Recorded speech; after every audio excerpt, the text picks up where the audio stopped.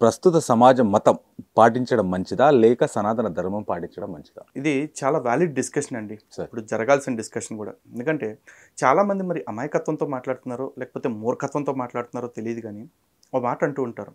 మా క్రిస్టియానిటీ అనేది మా బైబిల్‌లో ఉంది. ఇస్లాం గురించి ఖురాన్‌లో ఉంది. మీ హిందూ అనే పేరు మీ గ్రంథాల్లో ఎక్కడైనా ఉందా అని అడుగుతారు. నిజానికి అవి అసలు ఇవి మత గ్రంథాలు కాదు మనవి. హ్మ్. వేదం కానీ, పురాణాలు కానీ, ఉపనిషత్తులు కానీ, ఇతిహాసాలు కానీ, నీతి శాస్త్రాలు కానీ, ధర్మసూత్రాలు కానీ ఏవి కూడా మత గ్రంథాలు కాదు. మానవ గ్రంథాలు. అంటే మనుషులు ఎలా బ్రతకాలి, ఎలా బ్రతకకూడదు అనేది చెప్పటం మాత్రమే దీని ఉద్దేశం. ఓకే. నిజానికి చాలామంది మాట్లాడతారు రామాయణంలో రాముడు చాలా గొప్పోడు, రాముడు చాలా గొప్పోడు అని చెప్పేసి. రాముడు ఎందుకు అంత గొప్పోడు అయ్యాడంటే ఏది కూడా చెప్పలా. మీకు మత గ్రంథాల్లో చూసారనుకోండి, ఇస్లాంలో కానీ లేకపోతే క్రిస్టియానిటీలో కానీ, ఆ మత గ్రంథాల్లో మీకు బోధనల గురించి ఎక్కువ ఉంటుంది. అవును. కానీ హిందూ గ్రంథాల్లో ఎక్కడ బోధనల గురించి ఉండదు, ఆచారాలు ఉంటాయి. ఆచారాలు అంటే ఏమిటి, బోధనలు అంటే ఏమిటంటే ఒక వ్యక్తి మాటలు చెప్తే దాన్ని బోధన, ప్రబోధం అని చెప్పేసి అంటారు. అదే వ్యక్తి దాన్ని చేసి చూపిస్తే ఆచరణ అంటారు. నిజానికి మాతృవత్ పరధారేషు పరద్రవ్యాన్ని లోష్టవిత్ ఆత్మావత్ సర్వభూతాన్ని అని చెప్పేసి సనాతన ధర్మం చెప్తుంది. ఈ మూడిటి యొక్క అర్థం తెలుసుకుంటే ఈ మూడిటిని రాముడు చెప్పల, చేసి చూపించాడు.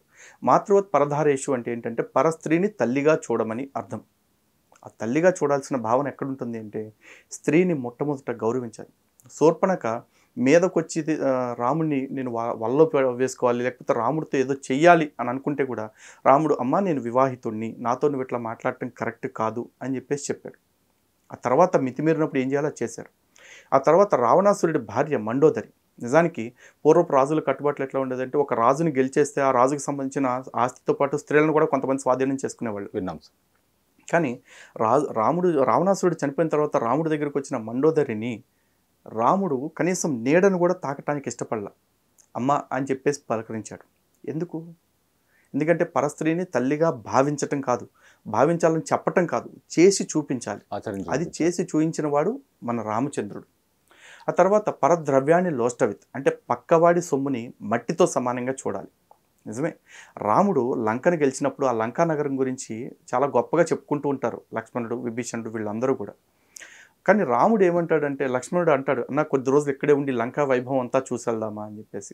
అప్పుడు స్వామి చెప్తారు అపి స్వర్ణమయి లంకా నమే లక్ష్మణ రోచతే జనని జన్మభూమిశ్చ స్వర్గాదపి గరీయసి అంటారు. అంటే ఈ లంకా నగరం మొత్తం బంగారపు గోడలతో కట్టిందే కావచ్చు, వజ్రాలు పొదిగుండొచ్చు, కానీ ఇది నాకు మట్టితో సమానం. నా జన్మభూమి నా కన్న తల్లి, నాకు స్వర్గం కంటే గొప్పది, కాబట్టి తక్షణమే నేను అయోధ్యకు వెళ్ళాలి అని చెప్పేసి అయోధ్యకు ప్రయాణం అయిపోతారు. రాముడు గెలిచిన రాజ్యమేగా, విభీషణుడికి ఇవ్వాల్సిన అవసరం లేదుగా. లేకపోతే విభీషణుడికి ఇచ్చేటప్పుడు నువ్వు నా సామంతుడిగా మాత్రమే పనిచేయని చెప్పొచ్చుగా. ఎందుకు విభీషణుడికి పట్టాభిషేకం చేసి రాములు వారు వెళ్ళిపోయారు? ఎందుకంటే అది నాది కాదు, నాది కాందే నాకు వజ్రాలైనా బంగారమైనా నాకు మట్టితో సమానం అని చెప్పేసి అనుకున్నారు. ఆ విలువలతో నేర్చుకున్నారు కాబట్టి భారతదేశపు రాజులు ఎవరు కూడా పరాయి దేశాల మీద దండయాత్రలు చేయలే, ఆక్రమించుకునే ప్రయత్నం చేయలే, అక్కడ మతరాజ్యాలుగా మార్చే ప్రయత్నం కూడా చేయలే. ఇక మూడవది ఆత్మావత్ సర్వభూతాన్ని అంటే అన్ని జీవరాశుల్లో కూడా నీలో ఉన్న ఆత్మ లాంటిదే ఉంది. కాబట్టి నిన్ను నువ్వు ఎలా గౌరవించుకుంటావో నీ పక్క నుండి ప్రతి జీవాన్ని అలాగే గౌరవించు అని చెప్పేసి రాములు వారు నిరూపించారు. ఒక ఉడతని అనుగ్రహించారు, జాంబవంతుడు, వానరులు, అలాంటి ఒక జంతువులు ఎవరైతే ఉన్నారో అంటే వానరులు సగం జంతువులు సగం మానవులు అని చెప్తారు కదా, వాళ్ళని కూడా తన సోదరుతో సమానంగా చూసుకున్నారు ఆయన. జాంబవంతుడినైతే సాక్షాత్తు ఆయన గురువుగా భావించాడు. ఇక జటాయువు అనే పక్షి చనిపోతే జటాయువు తన తండ్రి మిత్రుడు కాబట్టి తన తండ్రి లాగానే భావించి జటాయువుకి అంత్యేష్టి కూడా చేశారు రాములు వారు. అంటే ఓ పెట్టేగా పోయింది పక్కన పడేద్దామని చెప్పేసి అనుకోలేదు. అంటే నిన్ను నువ్వు ఎలా గౌరవించుకుంటున్నావో ప్రతి వ్యక్తిని కాదు ప్రతి జీవిని అలా గౌరవించమని చెప్తున్నారు. కానీ క్రిస్టియన్స్ ఏం చెప్తారంటే హిందువులకి మన గ్రంథాల్లో ఏముందో మనకు తెలియదు కాబట్టి వాళ్ళ గ్రంథాల్లో ఉన్నదే టాప్ అన్నట్టుగా మన దగ్గరికి వచ్చేసి ఓ మాట చెప్తుంటారు, మా బైబిల్లో మాత్రమే ఒక మాట ఉంది, నిన్ను వలే నీ పొరుగువారిని ప్రేమించు అని చెప్పేసి. మేబీ నీ బైబిల్లో ఉన్న మాట నీ గొప్ప అయితే కావచ్చు, కానీ హిందూ గ్రంథాల్లో నిన్ను వలే నీ పొరుగువాడిని కాదు, నిన్ను వలే నీ పొరుగునున్న ప్రతి జీవరాశిని గౌరవించమన్నారు. మనుషుల్ని కాదు, జంతువుల్ని కూడా గౌరవించమన్నారు. ఇప్పుడు చెప్పండి, మతాలు గొప్పవా, ధర్మం గొప్పదా? మతాన్ని ఆచరించాలా, ధర్మాన్ని ఆచరించాలా? మతం ఈరోజు ఒక ఆలోచన నుంచి పుట్టింది, రేపు అంతకంటే రిఫైన్డ్ ఆలోచనతో ఇంకెవరన్నా వస్తే ఆ మతాన్ని ఇంకో మతం డామినేట్ చేసేస్తుంది. ఎందుకంటే క్రిస్టియానిటీ 2000 సంవత్సరాల క్రితం పుట్టినప్పుడు అనేక రాజ్యాలను ఆక్రమించి ఎంతమందిని క్రైస్తవులుగా మార్చింది. కానీ పాశ్చాత్య దేశాల్లో ఈరోజు క్రైస్తవ మతం మొత్తం క్రిస్టియానిటీ నుంచి చాలామంది నాస్తికులుగా మారిపోతూ ఉన్నారు. చర్చిలను అయితే దేవాలయాలుగా మారుస్తున్నారు, కొన్ని చోట్ల అయితే పబ్బులు బార్ల కింద మారుస్తున్నారు చర్చెస్ని. ఓకే. మరి అంటే ఏంటి, ఆ ఆలోచన ఇప్పుడు అప్డేట్ అవుతూ వస్తుంది. మేబీ అంతకంటే అప్డేటెడ్ ఆలోచనతో ఇంకోళ్ళు వస్తే కొన్నాళ్ళు అది రూల్ చేయొచ్చు. కానీ సనాతన ధర్మం ఈ రోజు వరకు కూడా ఎప్పుడూ అట్లాంటి పరిస్థితిని ఎదుర్కోలే. ఎందుకంటే ధర్మం ఎప్పుడూ శాశ్వతమైనది. కాబట్టి ఎవరు ఆచరించాలన్నా కూడా ధర్మాన్నే ఆచరించాలి. చర్చిలు గుళ్ళవుతున్నాయి అంటున్నారు, కానీ మన సనాతన ధర్మం ప్రపంచవ్యాప్తంగా ఎందుకు వ్యాప్తి చెందలేకపోయింది? ఈరోజు క్రిస్టియానిటీ మీరు చూస్తూ ఉన్నారు, ఒక చిన్న దేశంలో పుట్టి 150 దేశాలకు పాకింది. అలాగే ఇస్లాం ఒక చిన్న దేశంలో, ఒక ప్రాంతంలో, ఒక తెగల మధ్య పుట్టిన మతం ఈ రోజున దాదాపు 60 దేశాలను ఆక్రమించింది. ఎందుకు ఆక్రమిస్తుందంటే బైబుల్ ఆక్రమించడానికి మొదట్లో బైబుల్ ఒక చేత్తో కత్తి, ఒక చేత్తో బైబుల్ పట్టుకుని క్రూసైడ్స్ అని చెప్పి చేసింది, మత యుద్ధాలు చేసింది. ఆ మతాన్ని ఆ తర్వాత బ్రిటన్ లాంటి సామ్రాజ్యవాద దేశాలు భుజానికి ఎత్తుకుని అనేక దేశాల మీద రుద్దాయి. భారతదేశం మీద కూడా రుద్దే ప్రయత్నం చేశాయి. భారతదేశంలో ఎంతోమంది అమాయకులు మారారు కూడా, ఈ రోజుకి మారుతున్నారు కూడా. కానీ పూర్తిగా భారతదేశాన్ని మతరాజ్యంగా మార్చలేకపోయాయి. కారణం ఇక్కడ హిందువుల్లో ఉన్న సనాతన ధర్మ మూలాలు.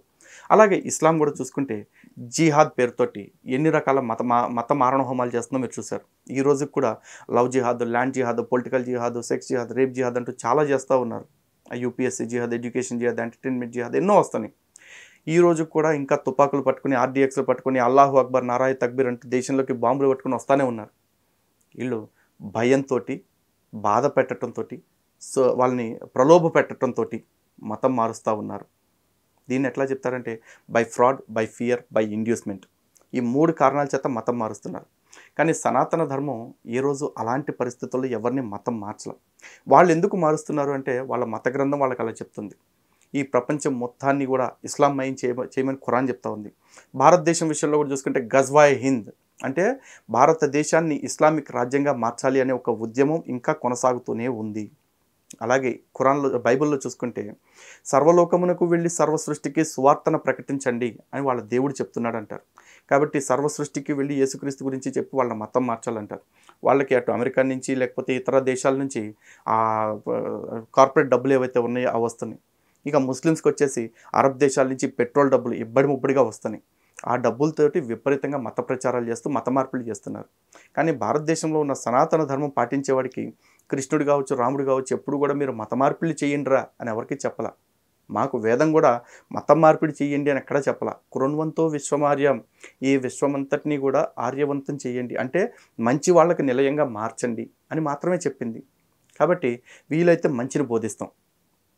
ఆ మంచిని నమ్మి ఎవరైనా మీ దానిలో మంచి ఉంది కాబట్టి నేను ఈ పద్ధతిని పాటిస్తాను అని పాటిస్తే పాటించడం లేదు, అరే దీనిలో ఇంత మంచి ఉంది, అవతలేంటి మతం పేరుతో కొట్టుకు చావమంటున్నారు అని ఆ మతాన్ని విడిచిపెట్టేస్తామని విడిచిపెట్టేస్తే విడిచిపెట్టేయటం. అంతేగాని ఇక్కడ వచ్చేసి ఎటువంటి మత మార్పిడి లేదు, మత మార్పిడికి విధానం లేదు. ఎందుకంటే మీకు ఇస్లాంగా మారాలనుకోండి సున్నత్ అని చెప్పేసి ఒక పద్ధతి పెడతారు, క్రిస్టియన్గా మారాలనుకోండి మీకు బాప్టిజం అని చెప్పేసి ఒకటి చూపిస్తారు. కానీ హిందూగా మారాలంటే ఏం పద్ధతి ఉంది? ఏమీ లేదండి. ఒక 1 గ్రామ్ కుంకుమ తెచ్చుకుని ఉద్దన పెట్టేసుకుంటే హిందువే, అంతే.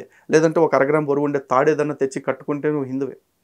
లేదు ఇవేవి చేయకపోయినా నేను సృష్టి మొత్తం భగవంతుడిని చూస్తున్నాను, ప్రతి దానిలో పరమాత్ముడిని చూస్తాను అని చెప్పి నమ్మినా నువ్వు హిందువే. అదేమన్నా చిన్న విషయం అండి? ప్రపంచం మొత్తంలో ప్రతి దాని యందు దేవుణ్ణి చూస్తూ అందరినీ ఒకేలా ప్రేమించడం అంతకంటే మంచి బ్రతికి ఇంకేదైనా ఉంటుందా?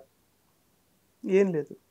మరి అలా చెప్పే మతం ప్రపంచవ్యాప్తంగా ఎందుకు ఆక్రమిస్తుంది? ఎవరి మీద దాడులు చేస్తుంది? ఎవరి మీద దండయాత్రలు చేస్తుంది? చేయదు.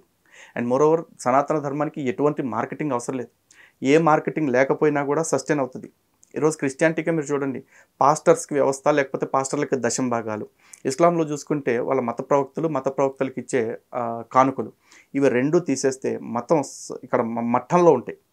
కానీ హిందూ ధర్మంలో మీరు చూస్తే ఈరోజు ఆర్ఎస్ఎస్, బీజేపీ, విహెచ్పి, లేకపోతే ఇంకా బజరంగ్ దళ్, హిందూ జనశక్తి, లేకపోతే ఇంకో సంస్థ, ఈ హిందూ సంస్థలు ఏవి లేకపోయినా సరే ఇన్ని వేల సంవత్సరాలు, వేలు కాదు లక్షల కోట్ల సంవత్సరాల నుంచి సనాతన ధర్మం ఈ రోజుకి ఇక్కడికి వస్తూనే ఉంది.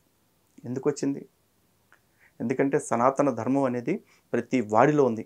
ఈవెన్ భారతదేశంలో ఒక బిచ్చగాడిని చూసుకుంటే ఆ బిచ్చగాడు కూడా ధర్మం చేయండి బాబు అంటాడు, కానీ బిచ్చమేయండి బాబు అని అంటాడు. ఎందుకు?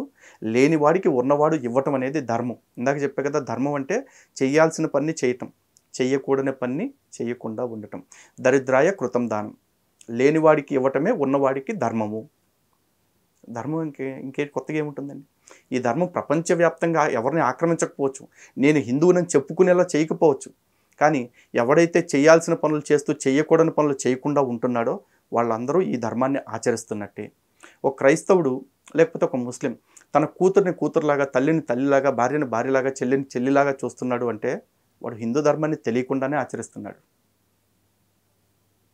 కొత్తగా మనం వెళ్ళి వాళ్ళని ఆక్రమించడం, వాళ్ళని బెదిరించి భయపెట్టి వాళ్ళ మతం మార్చాల్సిన అవసరం మనకి లేదు.